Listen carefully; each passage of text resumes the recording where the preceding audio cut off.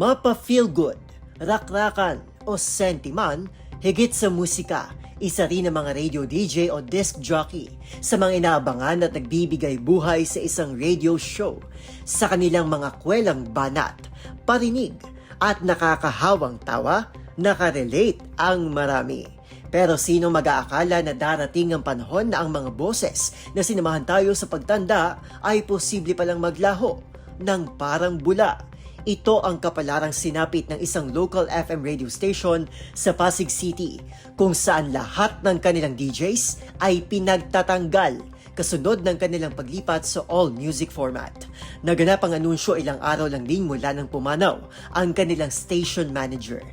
Isa lamang ito sa mga umano'y pagbabago sa programming ng mother company nito na kamakailan ay napapaulat ding magkakaroon ng pagbabago at malaking balasahan sa management. Sa post ni Chris noong May 4, isa sa mga pinakawalang DJ na istasyon, labis itong nagpasalamat sa lahat ng mga sumubaybay sa kanya at sa kanyang programa. Marami naman sa kanyang fans ang nagpahayag ng kanilang pasasalamat sa dating radio DJ na kanila umunong binabalik-balikan dahil sa kanyang boses at pag-alaga sa kanila. May mga nagmungkahi rin na pwede itong lumipat sa podcast gaya ng ginagawa rin ng iba pang mga local radio DJs. Wala pa itong malilipatan na istasyon sa ngayon. Mula nang magbukas ang naturang istasyon noong 1994, nakapokus ito sa paghahatid ng musika.